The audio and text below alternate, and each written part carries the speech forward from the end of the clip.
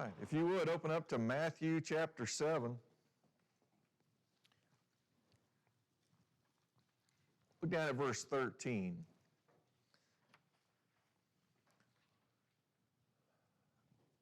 I want you to think about these two words in particular. What's the difference between enter and find when you're referring to a gate? What's the difference between enter and find? You may not find it just by entering. Okay. Well, one says you found it because you're entering, and the other one says you're looking for it. Okay. So you start to realize, which one do you have to do first? You got to find it first. And then once you find it, what do you have to do next? Enter. Now, it's one thing to just find it, but another thing to find it and then do something with it and actually enter through. Really, for the rest of chapter 7, I feel like probably at least two sections of this are probably pretty well known. Even sometimes even beyond just religious people. But looking at verse 13, notice what gets laid out here. Enter through the narrow gate. There's your first statement here in these couple of verses at least. Enter through the narrow gate. If somebody made a statement like that to you, what would your next question be? Why? Where is it? What else? How narrow is it? How narrow are we talking about? Is this a tightrope? I mean, what are we kind of getting to? And you realize Jesus puts it forward this way to kind of draw us in to go, you have any more questions here? Enter through the narrow gate. Well, number one, what is the narrow gate? Number two, where is the narrow gate? And how do we enter through it? Then he continues on. But now he uses the opposite first. He doesn't explain the narrow first, does he? What's he going to explain now? The wide. Now, he says, for the gate is wide and the way is broad that leads to destruction, and there are many who enter through it. He says, is it much easier to hit? I mean, I think about even some of these doors that have, double doors that open up. Pretty wide, pretty easy to get in, typically. He says, the gate's wide and the way is broad that leads to destruction. If you want to go to destruction, how easy is it? How much effort does it take? None. It takes none. So destruction is easy to find. It's easy to walk on in that path, in that way. It requires very little effort, perhaps even none at all. And then he brings up the next part. He says, and there are many who enter through it. Now, when you start to contrast many with few, the majority are on what path? The way to destruction. Is that the way we really think about kind of crunching statistics and numbers? To go, whenever you find a majority, is that always the place you want to be? Not when you make this kind of application, right? But typically we like it when people are all thinking the same thing and going the same way. And what do we find in that? Typically we find comfort in numbers. We kind of like the herd mentality of going, hey, if this is the way everybody's going, this must be okay. Is that accurate? No. So, just a little word to the wise. Whenever you find yourself in the majority, always take an extra thought. Now, you can be in a group of people who are all going the same direction that's right and be in the majority of that group. So don't get me wrong here. But just start to realize what group is really prominent in Israel at this point in time. What religious group? The Pharisees are a subset within the Jews. Are there a bunch of them? Which path are they walking? To destruction. Look back at Matthew chapter 5 and look at verse 20. He says, "For I say to you that unless your righteousness surpasses that of the scribes and Pharisees, you will not enter the kingdom of heaven." So what is the path of the Pharisees and the scribes going to lead to? Destruction. But they're really smart people. They really know the Old Testament. That's the way people thought about them. But are we really taking a good look? And how many people blindly follow others going, well, they're real smart. And you realize, better be careful. Now, that's not to say, well, we're looking for dumb people to follow. But if you pull back over here to Matthew chapter 7, verse 13, enter through the narrow gate, which really makes us want to come up with more questions than answers. Why do we want to enter through the narrow gate? Where is the narrow gate? How do we do this? And then he turns, he says, the gate's wide, the way is broad that leads to destruction, and there are many who enter through it. He says, it's popular. It is the majority. And so, should it be shocking to us to go, you know what, we're part of maybe a citizenship group or a town or something, and you look around and you go, well, man, a lot of people are going in the wrong direction. Should that be a shock to us? Shouldn't be. But I'm going to give this little caveat again. You can be in a place where people are all on the same page and moving in a good direction. So don't think that this is a blanket statement to every little group. This is looking things kind of from a bird's eye view of the whole. Then, verse 14. For the gate is small and the way is narrow that leads to life. And there are few who find it. Now, do you notice the difference? If you notice at the end of verse 13, he says, and there are many who enter through it. In other words, the wide gate and the broad way. Verse 14, for the gate is small and the way is narrow that leads to life. What kind of life is he really talking about? Eternal life.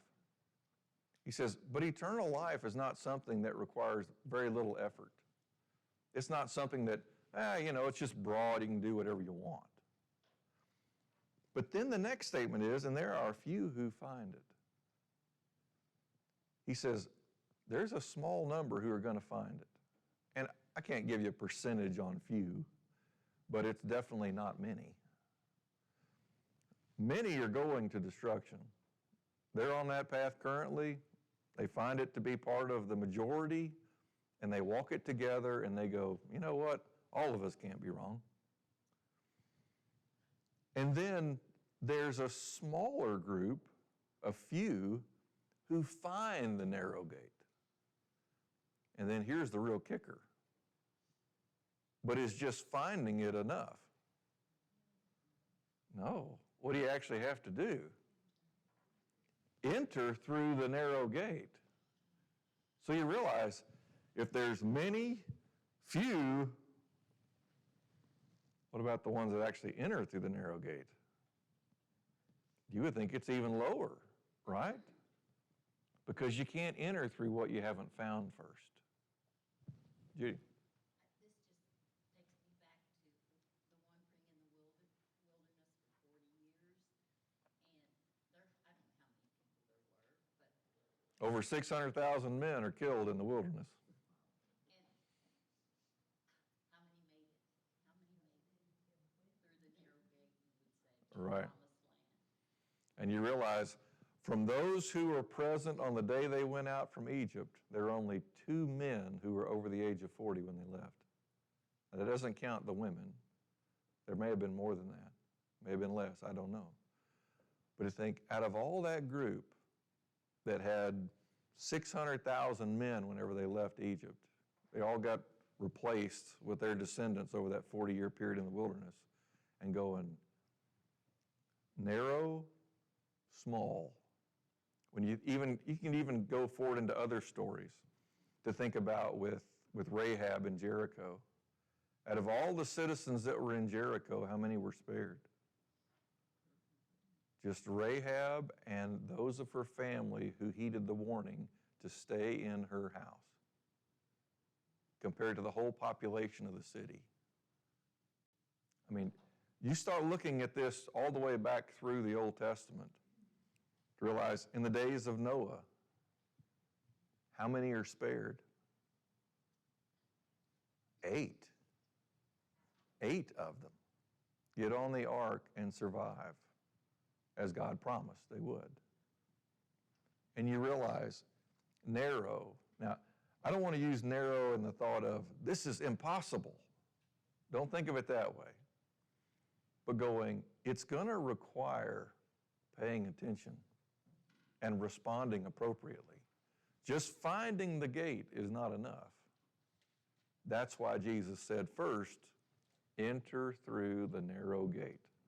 Now, let's deal with the context that we have here, because these two verses sit in the middle of this teaching on the mountain. And you think of all the different things that we've looked at through the Sermon on the Mount. I mean, going back to the Beatitudes, what do you know about the poor in spirit? What's theirs? Kingdom of heaven. So is this going to require humility to walk this path? Yes. You might think back to the Beatitudes again. Blessed are those who are persecuted for my name's sake, for theirs is the kingdom of heaven. What if you're met with opposition? What do you have to choose to do? You're going to be faithful to the Lord, or are we going to go with the herd? I'm going to be faithful. And you start looking through all these different aspects, light, salt, thinking in terms of to actually keep the commandments from a heart's motive, not just, well, I didn't kill anybody. I didn't commit adultery. I didn't really lie. Then as it works its way through of getting into chapter 6, does God care about the motives with which we do things? Yes. I mean, he even talks about people who are giving, charitable giving to God's people. He talks about people who are praying. He talks about people who are fasting. And even in doing those things, if the motive is wrong, what do you get from God? Nothing. Then you move forward and talk about, well, what about wealth? On this way that's narrow, to go, wealth can't be the God. It can't be the motive. You don't have to choose between God and wealth or mammon. Then he kicks over to the next thing. What about worries? You realize this has to do with the narrow gate too, doesn't it? If we're not going to really pay attention to ourselves in times of worry and anxiety, we'll get on the big path and people will pat us on the back and say, it's normal. It's just part of life. What are they really saying? Destruction's right down here. You want to join me? Now, they don't introduce it that way, but that's how serious it is. And then you get into the first part of chapter 7, and you go, had we better be examining ourselves and making sure that we're not walking around with a log in our eye, trying to correct everybody else? And then realize, even knowing, when is it time to no longer cast your pearls? If they're not going to look at themselves, if they're not going to examine themselves, you're just going to get torn up. And you see Jesus even tell them, do not do this, which tells you there is a righteous time to stop with individuals. And then you notice even further on down in verses 7 through 11 here about prayer. Isn't all this part of the narrow way, the narrow gate, the small path? All these things together. And you can go back to all those Beatitudes about blessed are the pure in heart, for they shall see God. Blessed are those who mourn, for they shall be comforted. Blessed are the gentle or the meek. He says, they will inherit the earth. You'll be taken care of physically. All these things together come to this, but there's one aspect in particular of the context that we have to pay real close attention to. Because verse 12 tells you what the path was under the old covenant. Under the old covenant, what was the narrow way?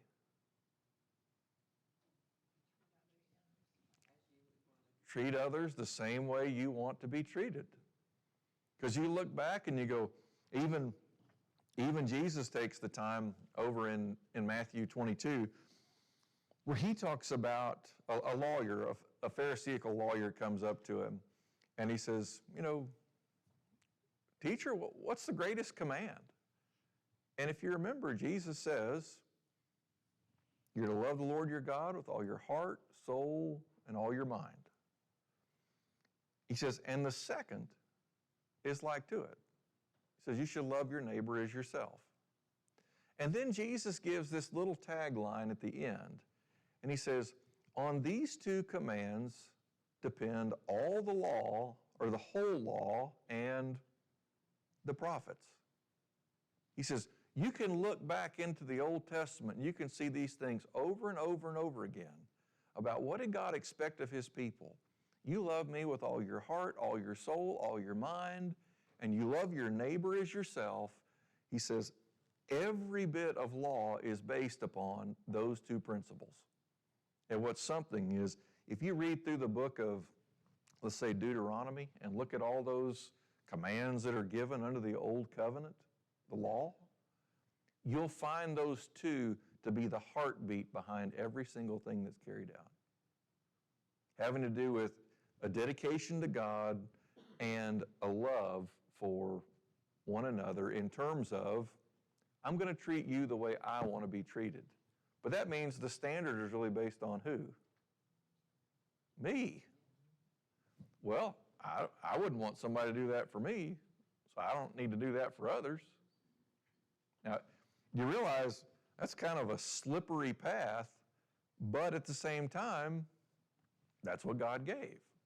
Now, if you come back here, looking at verse 12, Matthew 7, verse 12, he says, in everything.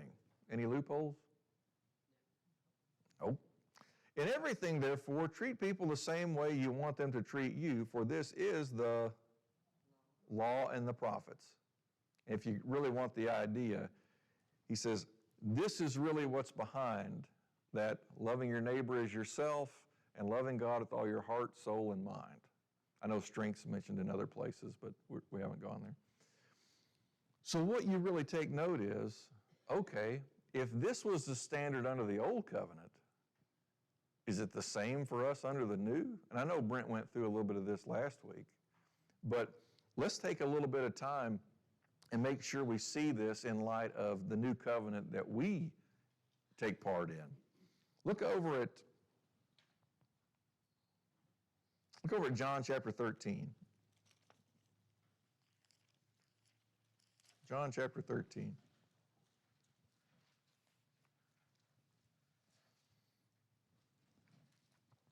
Look down at verses 34 and 35.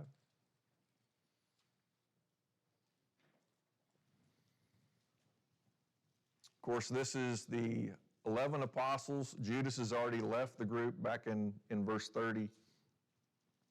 And they're in the upper room. Jesus, it's amazing to me. I'm so thankful for the Gospel of John. It's going to spend chapters 13, 14, 15, and 16, 4 chapters on just a conversation with Jesus and those 11. The other gospel accounts don't say hardly any of these things. But here's John talking about, look, I was there. This is what you need to know about these promises. Specifically, John chapter 13, look at verses 34 and 35. A new commandment I give to you, that you love one another even as I have loved you, that you also love one another. Now, the standard is no longer treat people how you want to be treated. Under the new covenant, the standard is you're to love people. You're to love one another the same way I have loved you. So if we really want to find out what this standard is with Jesus, we have to read through the gospel accounts and go, how did Jesus love his apostles? When you think about that relationship, what comes to mind? Is the first word that you think of love? And then you start breaking that idea down.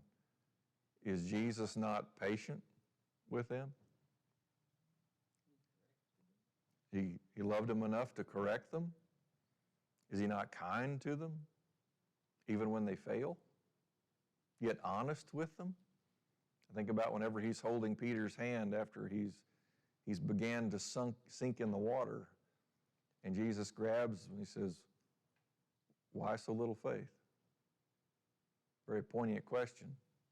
Sometimes we need to be asked that question too, in terms of worry and doubt. And you realize, but these are all loving aspects of what you see with Jesus. And now to realize, with where we stand under the new covenant, by the blood of Christ, to go, that's the standard of love that it takes. Is that a small way? Is that a narrow gate?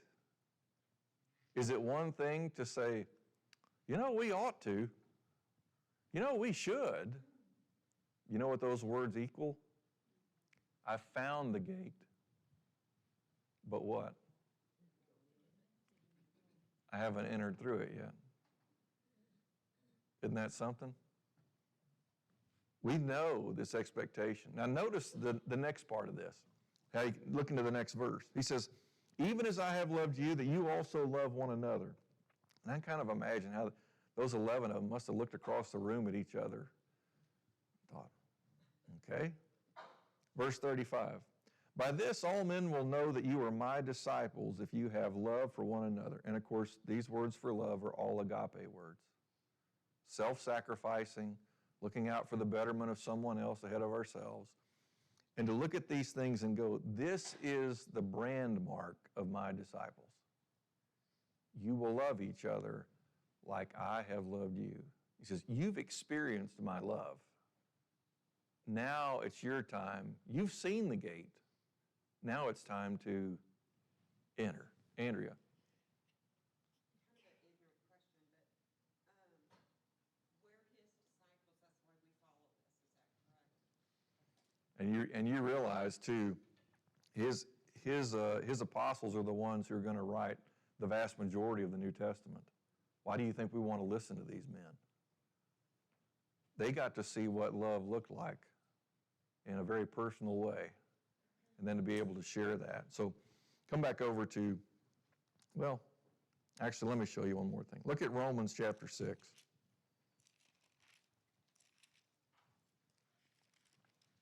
I want to show you why this rings true. Just one verse. Romans chapter 6, verse 14.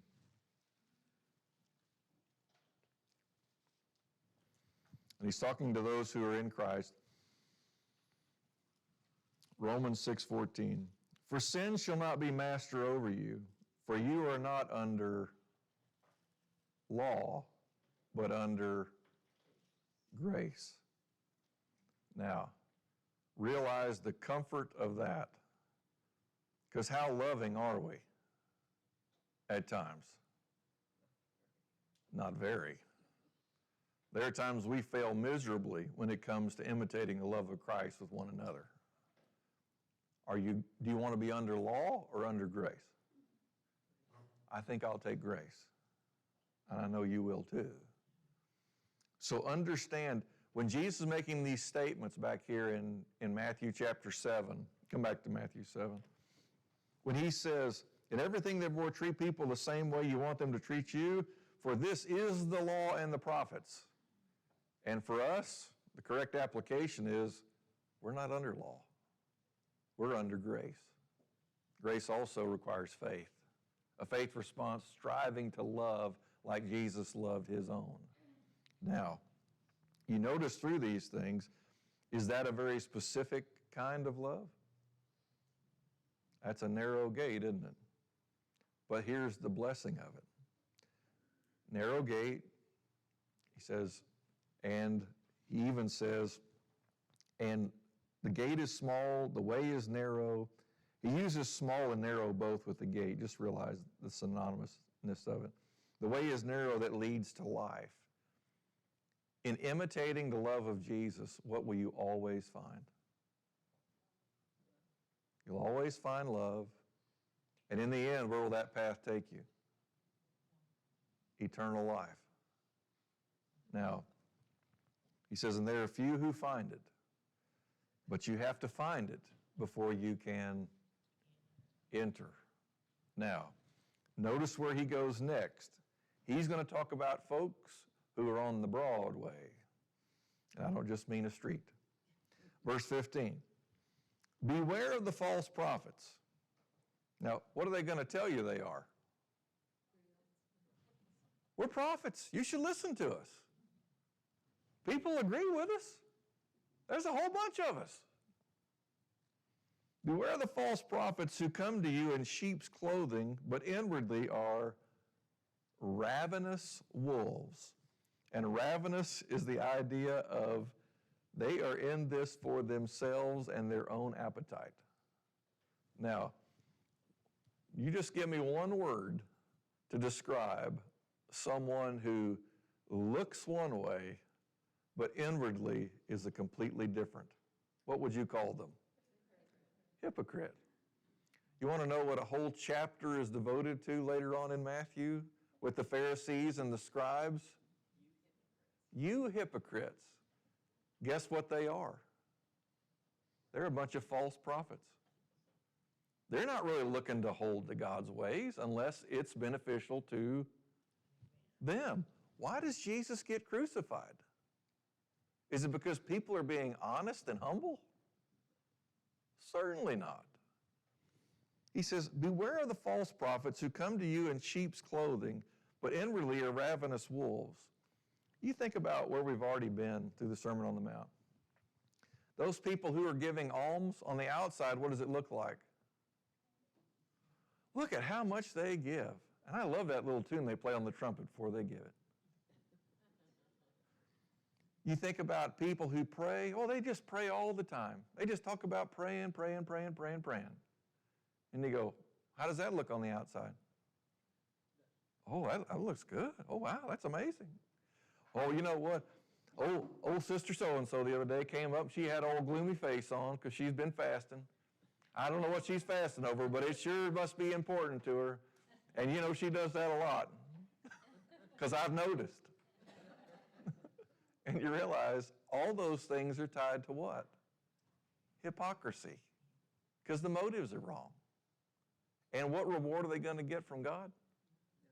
None. Now on the outside, what do they look like? Sheep. On the inside, what's at the heart? Ravenous wolves. They're only interested in money. Even money interest being a prime. Then notice how this continues. Because you might think, how in the world will we tell the difference? If people are false with you, can you tell a hypocrite right off the bat? Typically, no, especially if they've gotten real keen at it. Verse 16, he says, you will know them by their fruits. Grapes are not gathered from thorn bushes, nor figs from thistles, are they? He says, what's going to expose them? Their fruits. He says, this is what really you need to look at. Look at the actions, look at the attitudes, look at what's going on here. Then he uses what I think is really wonderful. He says, grapes are not gathered from thorn bushes, nor figs from thistles, are they? And you know what the implied answer is. No. Now, you think about this idea. How really, when it comes to agriculture, how much of an expert do you have to be during harvest to figure out what kind of seed had been planted? Or how healthy is this plant? Right? When it comes to harvest, when you're looking at the fruits, you go, well, it's pretty easy to tell that this is an apple tree. Oh, I'm a genius. At the same time, you realize it doesn't take a whole lot to go, well, there's no fruit on this tree, but this is a good tree. And you realize, we might go, it's a good shade tree, but it's not good for fruit. Now, You look at the comparison. Grapes are not gathered from thorn bushes. Have you ever plucked a grape off the vine and gotten just attacked by thorns on the vine? No. He says, in figs, they don't come, figs grow on bushes, of course. He says, they're not among the thistles. So you get this picture of going, just look at what's in front of you, not what they say. Look at what's in front. Read it. Well, just an application. We like to watch In Search of the Lord's Way, and Phil Sanders, he said that they are getting calls from all over the United States, just from people who are denominational, who are saying, we feel like we've been so abandoned because we've gotten so far away from the Scripture.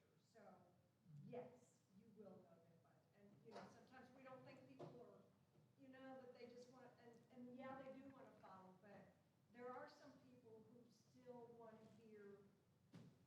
They're searching for the narrow gate. They really are, so we can't give up. Right. And so you see what's here as it continues on. Verse 17. He says, so every good tree bears good fruit, but the bad tree bears bad fruit.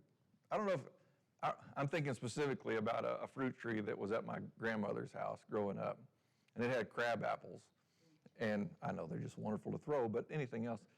And yet at the same time, a lot of those crab apples were just pitiful. I mean, they were pitiful just in multiple ways. And you realize, it didn't take too long to realize, this tree is really not worth taking up the soil. Like, it'd probably be better to burn or something. And to go, it didn't take, I mean, I was pretty young at the time, and going, it didn't take very much smarts to know the difference. And then, because in the same yard, there were trees that were of the same type, but they produced a whole lot better. And you realize, you could tell the difference. It made you wonder a little bit, like, why is this tree good, but that one's bad? They're in the same type of soil. They get the same kind of rain.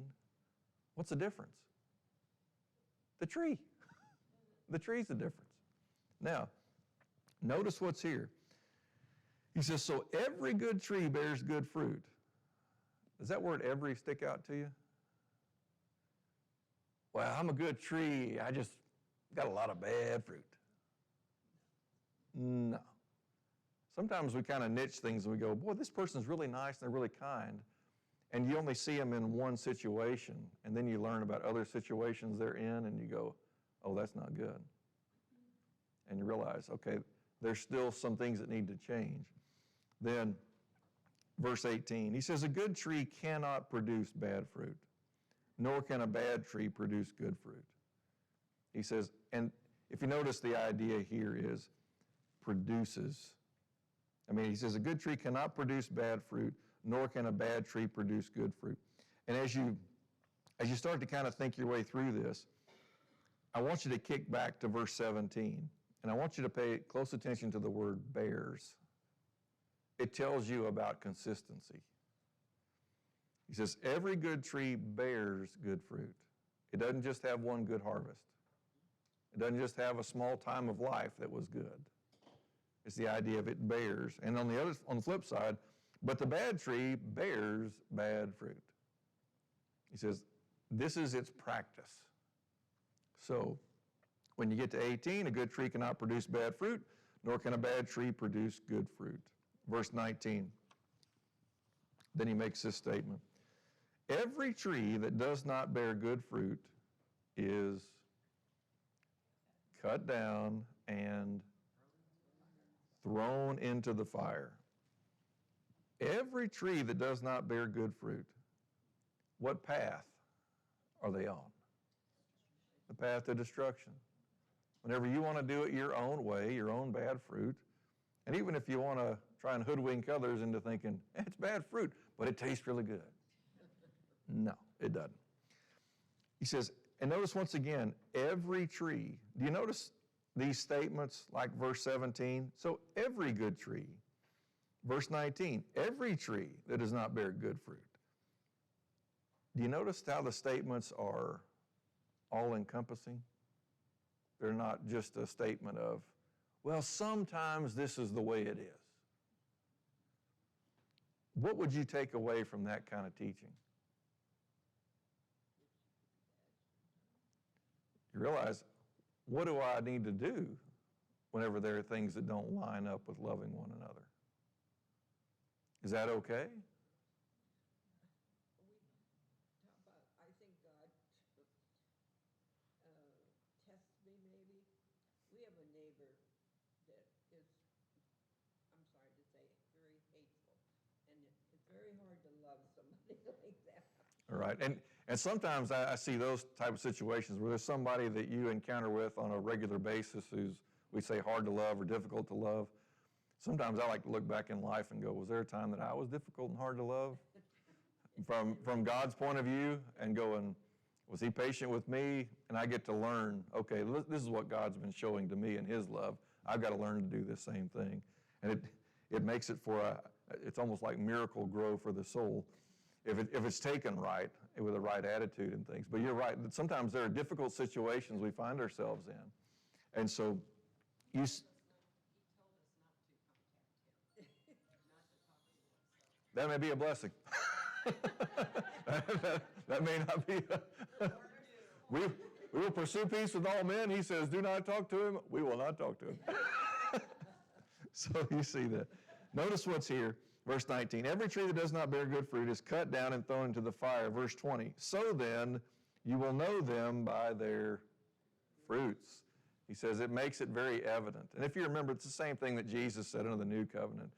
They will know you are my disciples by the way that you love one another. He says that is what will be the air mark of it all. So then you get here to verse 21, and he's going to expand upon this thought of saying, okay, narrow way, narrow gate, broad way, even in speaking of about the gate is wide. Verse 21, not everyone who says to me, Lord, Lord, will enter the kingdom of heaven. And just stop there for a second. If words stand by themselves, is that fruit? Is it good fruit? Let's put it that way. No.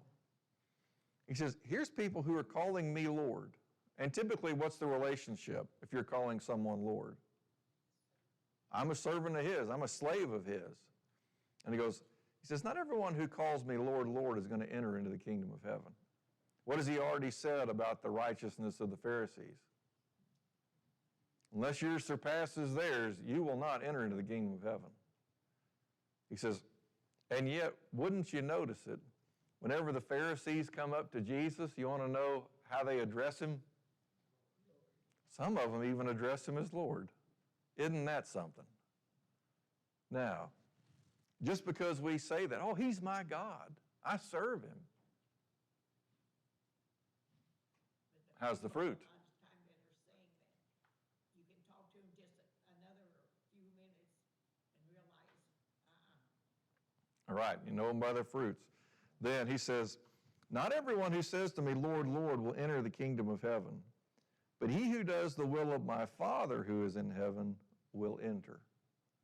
Once again, coming back to the narrow gate. What do you see as an attribute of the narrow gate now?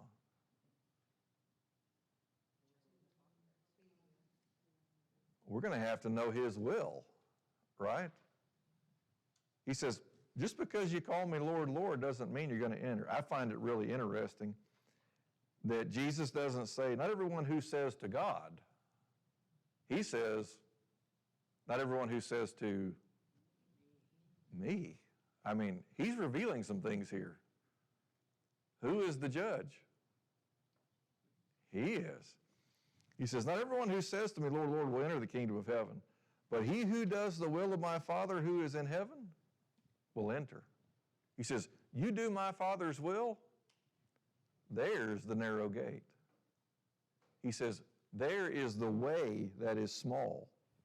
And you realize the way is narrow, the gate is small. He brings these things all together to say, is the will of God specific?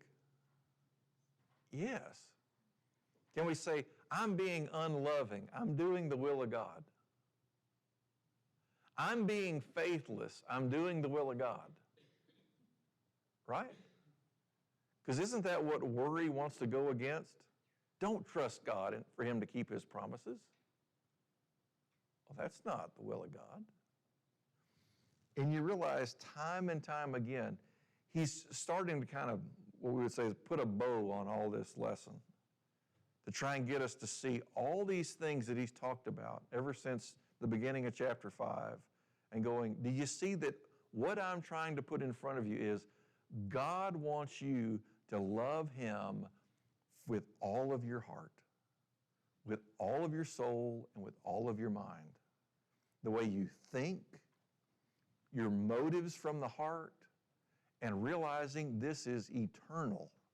You are going somewhere. You are either going to destruction or you are going to life. You are progressing in one or the other. And you're going to have to choose and look for the narrow gate. And when you find it, you'll have to enter in through it and keep on walking that narrow path. Now, he even goes on here. He says, he who does the will of my Father who is in heaven will enter. Verse 22. Many will say to me on that day. Listen, have we seen the word many anywhere before? You remember with that big old gate? How many folks were going to be on that path to destruction? Many. He says, many will say to me on that day, ooh, there's going to be some people who have an objection to their destruction. Isn't that something? He says, many will say to me on that day, Lord, Lord, did we not prophesy in your name, and in your name cast out demons, and in your name perform many miracles? It's like you can almost see in front of them going to destruction and going, hey, wait a minute. Hey, I did all these things in your name. And they might have done them in his name, but they didn't do them according to whose will? God's will. Now, you think about what's here. He says, we prophesied in your name. We told people what you said, even when you didn't say it. Think about how many times people came up to Jesus. How come your disciples don't follow the traditions? And then Jesus would turn around, like in Matthew 15. Why do your traditions invalidate the Word of God? Oh, but everybody does this. Not everybody. There may be a big group of them, but that doesn't make it right. It's not according to God's will. He says, and in your name cast out demons. I think that's one of the funnier stories in Acts. When the 7 sons of Sceva come to cast out demons, and the demons, unclean spirits, reply to them and say, we know Paul, we know Jesus, and we know Paul. Who are you? And then they beat the tar out of them, and they fled from the house naked. I mean, well, people were trying to do that kind of stuff. And later on in the book of Revelation, there's going to be a power given to, if you remember, to the false prophet, even to the sea beast. They were going to be able to do miraculous things, which is something. Because you want to know what people like to follow? Miracles. And that's why so many people fake them. Now, you realize through all this, he says, in your name cast out demons, and in your name perform many miracles. He says, look at what we did. And we did it in your name. And Jesus saying, but you didn't do it my way. You didn't do it according to my Father's will. And then notice where he comes, verse 23. And then I will declare to them. I'm going to make a declaration. If you're really going to be so bold. He says, I never knew you. He says, here you were going around doing things in my name. I never knew you. I find this quite interesting on a lot of levels. He says, depart from me, you who practice lawlessness. He says, you didn't even keep my law. How many of the Pharisees weren't keeping the law? All of them. Because it wasn't part of the heart. And you realize at this point, he says, you who practice lawlessness, you may know the right thing, but you don't do it. You remember even Jesus made statements like this to his disciples? Listen to what they say. They're going to read the scripture to you, but do not do what they do. Because they're lawless people. They know. They just don't love and do it the right way. Now, real quickly, look over at Matthew chapter 24. I'll show you why this happens. Matthew 24, look down at verse 11. Well, all right, look back at verse 10. Matthew 24, verse 10. And Jesus, this is in the context of the destruction of Jerusalem, so keep that in mind. He says, at that time many will fall away and will betray one another and hate one another. Wow. That's not the narrow gate. That's not the narrow way. Verse 11, many false prophets will arise and will mislead many. Oh, you mean if people don't really have a love for the truth, they can get led away from the path that leads to life? Yes. Then, verse 12, because lawlessness is increased, what happens to love? Love grows cold. And you might be able to know this by experience. Someone who you thought, man, they just loved me so much, and then all of a sudden, they went to do things their own way, and then love got super cold. And if you notice this, when lawlessness comes in, what happens to love? It goes out. It grows cold. So come back over here to Matthew 7. So you can understand, why are they really being condemned? They're certainly not walking according to love. And they're doing things their own way. And sometimes you even find religious people, and they're doing something, you go, have you thought about these verses here? And they go, well, that's really not what it means. Well, then what does it mean? Well, I don't know, but I'm not going to tell you, but that's not the right thing. And you go, why? Because they're lawless. They don't want it. And you become hostile toward it. And still, to be kind and to be patient. Maybe someone will come to their senses. So he brings all this together to come down to this final illustration of the whole. And I want to make sure that you grasp something. Look at the beginning of verse 24, and I want you to look at the beginning of verse 26. And it doesn't really matter which one you look at, because they're going to read the same. Verse 24 reads this way in the beginning. Therefore, everyone who hears these words of mine and, look down at verse 26.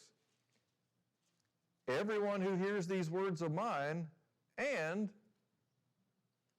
notice, the comparison is not between whether they heard or didn't hear. Both of them what? Both of them hear the words of Jesus. In other words, you've been here to hear this whole message of Matthew chapter 5, 6, and 7.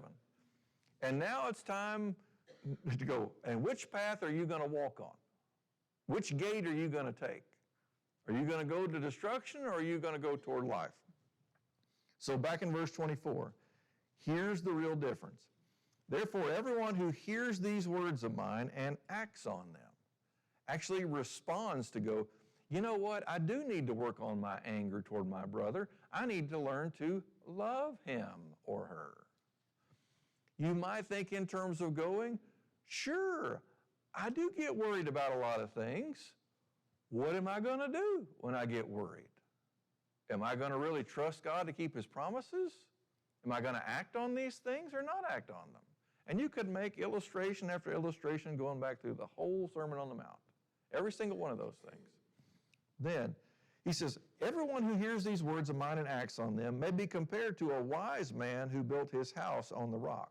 Everybody's building a house, just in case you don't know. And so he makes a statement, if you're going to listen to these words of mine, hear them, and then you're going to act on them, he says, you can be compared to a wise man. He says, who built his house on the rock. Verse 25. And the rain fell, and the floods came, and the winds blew and slammed against that house. Now, before we go any further, look at verse 27. The rain fell, and the floods came, and the winds blew and slammed against that house. Any different? What's coming either way, whether you're wise or foolish? Storms are coming. Right? And I thought about doing this for you, but it probably wouldn't have been much fun. You can even take the Greek language, and whether you know it or not, you can compare verse 25, the beginning, and verse 27, the beginning, except for that first word and in verse 25, and they are the exact same. So what do you know is coming in this life? Storms are coming. We're going to have neighbors who are rotten. We're going to have people that we have to encounter and work with, or even family members. And to go, difficulties are coming. That's not the question. And sometimes people have been led to believe, if I'm in Jesus, I shouldn't be having all these different storms. Where did Jesus promise that? Certainly not right here. He said, the storms are coming either way. But here's the outcome, verse 25. And the rain fell, that seems slight compared to, and the floods came, that seems a little bit more, and the winds blew, and you think about all the wind we've been having lately, and slammed against that house. And notice it's a slammed. And yet it did not fall. Why? It's been founded on the rock. It had been founded on the teachings of Jesus, the things that he had told them, and they decided to act on them. And whenever you act on those things, what do you find in life? Stability. You build your house based upon the teachings of Jesus, the love of Christ, and you go, you know what? No matter what kind of storm hits, no matter how horrible it may be, you find stability because you're founded on Jesus, on the rock. Then he moves on, verse 26. Everyone, you notice how he uses this everyone thing again? He seems to like to come around to that. Like, I'm telling you statements that are true. It doesn't matter what the background is, what the situation. He says, this is what it is. Everyone who hears these words of mine and does not act on them. He says, what if we're not going to respond? We climbed up this mountain to listen to the voice of Jesus, and he's given us all these teachings about worry and about loving him from the heart and how to serve God and making sure that we're light and we're salt and all these blessings that come in terms of length of time based upon attitudes, all these things together and going, what if we don't respond to it? But I came. I'm here, and let's put it in present day sense. I come to services every time the doors are open. That's wonderful. But if we don't apply the teaching and listen to the words of Jesus, what's the benefit? Now, he makes a statement here. Everyone who hears these words of mine and does not act on them will be like a foolish man who built his house on the sand. Foolish people build houses too. Everybody's building a house. Question is, whose plan are you using? Who's designed the blueprint? Is it the words of Jesus, or are we not going to act on them? Then he says, built this house, and then he says, and built it on the sand. And I don't know if you've noticed this, sand seems so often to be close to water. Very, very often. Not always. I know there's some exceptions. But here it is, verse 27, just as what you'd expect. The rain fell, and the floods came, and the winds blew and slammed against that house. What do you know? If you're foolish, what do you get to? You get storms, but the outcome is different. And it fell. And it wasn't just you lost the roof. And great was its fall. You mean I'm going to have to start back from the beginning? Let's talk about within the life of saints. We're striving to imitate Jesus more and more every day. Trying to capture more of our life, to submit to him, how to go about those things. In all that, you discover something that we haven't really built upon the words of Jesus. And it completely crumbles in your life. And you have to decide, all right, I'm going to have to rebuild something here. Let's just call it a room on the house. What am I going to rebuild it on? Am I going to keep going the same way that I've done it? So whenever the storms come, it'll just collapse again? Or am I going to go, you know what? Maybe it's time for me to be forgiving toward this person. And show them some mercy and grace like what God showed me. And all of a sudden you respond. See, is that according to the words of Jesus? Yeah. He says, if you won't forgive, you won't be forgiven. If you won't show mercy, you won't receive mercy. Blessed are the merciful, for they shall receive mercy. And then we go, now I'm going to respond in the right way. And all of a sudden, how does the rebuild go? Man, now we're building that part of the house on the rock now. Some people have built part of their house on the rock and part of their house on the sand. And guess what that comes with? That's a broad way. And man, that's tough because things get torn down. But here the idea is about singularity. Are we responding to the words of Jesus or no? Then he says, and great was its fall. And then verse 28. And you just think about the people who heard that statement to be the last thing they leave with. We have the benefit of it being written down. If we were to take the time, or if you were to take the time and just read through Matthew 5, 6, and 7, or listen to it, and think, how much of that could I retain? Whatever you could retain, you sure better listen to. And you better heed. And I better heed. And so verse 28, when Jesus had finished these words, the crowds were amazed at his teaching. I'll bet they were. And I know we ought to be. Verse 29, for he was teaching them as one having authority and not as their scribes, which tells you a little something about the scribes. Like, well, over here it says this, but over there it says that. Jesus says, this is the way it is. And you need to know it. And that caught the attention of those who were listening.